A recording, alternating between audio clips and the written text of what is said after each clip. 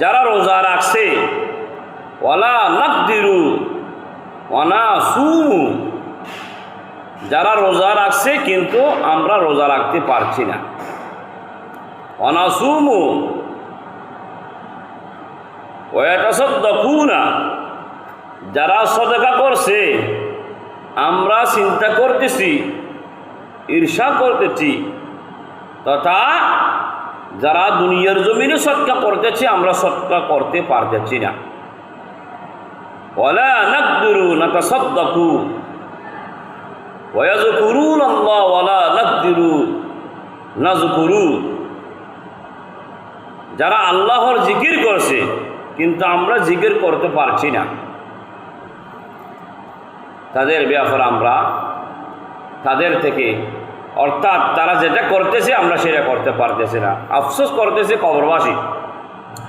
তো কবরবাসী আফসোস করতেছে এই জন্য দুনিয়া যত হায়াত দিয়েছিল কবরে যাওয়ার আগে, সুতরাং ওই সময়টা সঠিকভাবে ব্যয় করেনি। যখন হায়াতে জিন্দেগি দিয়েছিল সেই সময়গুলো যখন ইবাদতের মধ্যে কাটাতো তাদের সেটা আর ওই রকম আফসোস করতে হতো না, ঈর্ষা করতে হতো না, কারণ তারা আল্লাহ ওমা হলাকুল জিন্না ওয়াল ইনসা লিয়াবুদুন এই আয়াতের মোতাবেক জিন এবং ইনসানকে আল্লাহ সৃষ্টি করছে। সুতরাং আল্লাহর ইবাদত যখন বান্দেগি করতো, বান্দারা সঠিকভাবে নামাজ আদায় করতো, রোজা রাখতো, কবরে গিয়ে তাদের আর চিন্তা করতে হতেও না।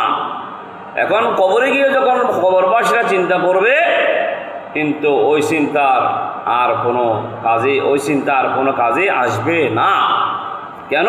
দুনিয়া থাকাকালীন অবস্থায় নামাজ যখন আমাদেরকে হায়াত দিয়েছিল, ওই হায়াতটা যখন আমরা সঠিকভাবে কাটাতে পারিনি, সুতরাং কবরের মধ্যে চিন্তা করতে পারবো, কিন্তু ওই চিন্তার আমরা নিয়ামত আর ভোগ করতে পারবো না। কেন? দুনিয়ার হায়াতটা আমরা কাজে লাগাইতে পারিনি বিদায় আল্লাহ আমাদেরকে যেন খবরে গিয়ে যেন আর চিন্তা করতে না হয় নামাজের, রোজার, সেটা যেন যতটুকু হায়াত দিয়েছে সঠিক মোতাবেক নামাজ আদায় করি। যখন রোজা আসবে তখন রোজা আদায় করব, নফল, ফরজ, ওয়াজিব, সুন্নতে মুআক্কাদা নফল এবং হালাল হারাম মেনে নিজের জীবনকে যেন আমরা গঠন করি, সেই মোতাবেক আমাদের জীবনকে আল্লাহ অতিবাহিত করার তৌফিক দান করুন।